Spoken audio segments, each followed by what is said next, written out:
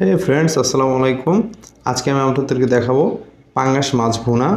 তো এটা খেলে বুঝতেই পারবেন না যে এটা পাঙ্গাস মাছ, খেলে মনে হবে বোয়াল মাছ। ঠিক আছে, তো আজকে আমি নিজ হাতে মাছ শিকার করব এবং সেটা আপনাদেরকে রান্না করে দেখাবো। তো চলুন ভিডিওটা শুরু করা যাক। হে গাইস, আমরা এখন আজকে আসছি মাছ শিকার করতে। মাছ মারার পরে আমরা সেই মাছ দিয়ে রেসিপি বানাবো।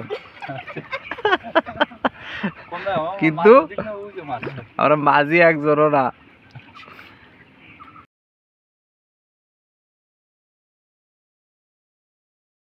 শেষ বিকেল না।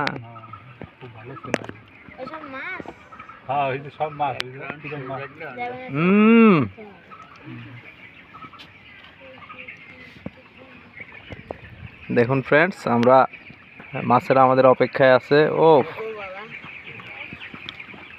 ও নাইস। হ্যাঁ, ও সেই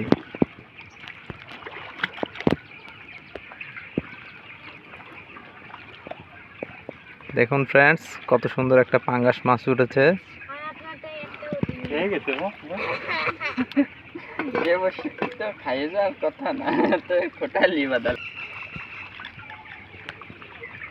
বস্তা আনছো? আগে মাছটা ভালো করে ধরো, বস্তা দিয়ে ধরো, না হলে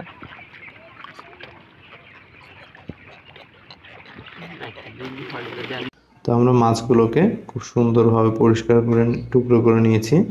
এখন দিয়ে দিচ্ছি লবণ, একটু লবণ ছিটিয়ে দিয়েছি। দিয়ে দিচ্ছি হাফ চা চামচের মতো হলুদ। এরপর অ্যাড করে দিচ্ছি হাফ চা চামচের মতো লাল মরিচের গুঁড়া। এখন মাছটার গন্ধ দূর করার জন্য আমরা দিয়ে দিচ্ছি এক ফালি লেবুর রস। এটা হচ্ছে সিক্রেট একটা টিপস।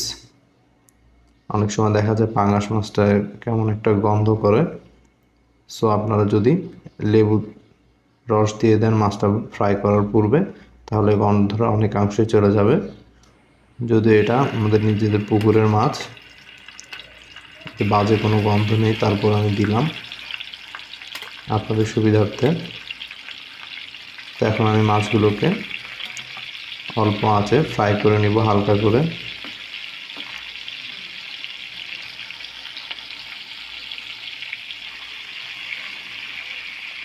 বোথ সাইড আপনারা 2 থেকে 3 মিনিট করে একটু হালকা করে ফ্রাই করে নেবেন, তাহলে এটা ভুনা করলে অনেক বেটার একটা টেস্ট পাবেন আপনারা।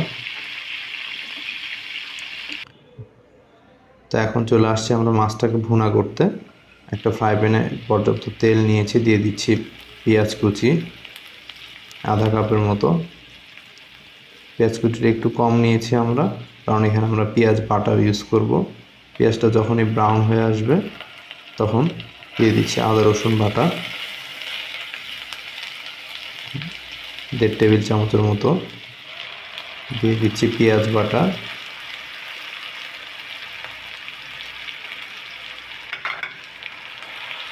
এবার পেঁয়াজটাকে একটু মশলার সাথে হালকা করে ভেজে নিব আমরা, কারণ পেঁয়াজের একটা কাঁচা গন্ধ থাকে। মনে রাখবেন, যে কোনো রান্নায় মশলাটা যত ভালোভাবে কষাবেন আপনার রান্নার টেস্টটা তত ভালো আসবে। দেখবেন যেদিন আপনি একটু সময় নিয়ে রান্নাটা করবেন সেদিন টেস্ট ডেফিনেটলি ভালো আসবে। দিয়ে দিলাম আমি হাফ চা চামচ হলুদ গুঁড়া, 1 চা চামচ লাল মরিচের গুঁড়া, দিয়ে দিচ্ছি স্বাদ মতো লবণ। আমি এখানে আনুমানিক 2 চা চামচের মতো লবণ ইউজ করেছি। দিয়ে দিচ্ছি মাছের মশলা, রেডিমিক্স যে মাছের মশলা কিনতে পাওয়া যায় সেটা। দিয়ে দিচ্ছি ভাজা জিরার গুঁড়া। যদিও মাছের মশলাতে সব ধরনের মশলা থাকে, তারপরও আর মাছের মশলাটা আমি 1 চা চামচ ইউজ করেছি।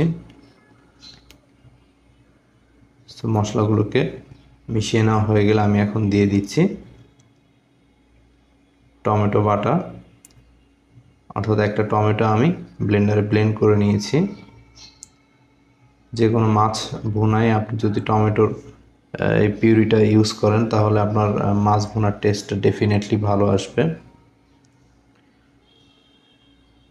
তো এখন সবগুলো মশলা আমি সুন্দরভাবে কষিয়ে নিব যতক্ষণ না তেলটা একটু ছেড়ে দিচ্ছে মশলা থেকে। আমাদের মশলাটা ড্রাই হয়ে গিয়েছিল, তো তাই আমি একটু পানি অ্যাড করে দিচ্ছি।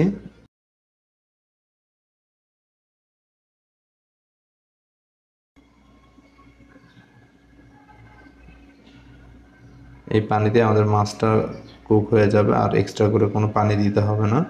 তো দেখুন ফ্রেন্ডস, আমাদের মশলাটা হয়ে আসছে এবং তেলটাও ছেড়ে দিয়েছে।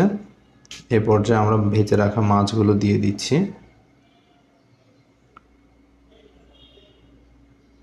মাছটা একটু ছোট সাইজ থাকার কারণে মাছটা ভাজার পর একটু চুপসে গিয়েছে।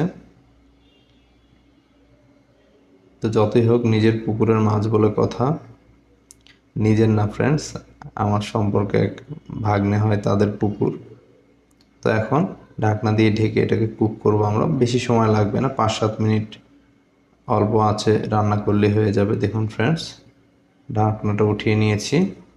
এখন আমরা এর মধ্যে দিয়ে দিব কয়েকটা কাঁচা মরিচ, জাস্ট ফ্লেভারের জন্য।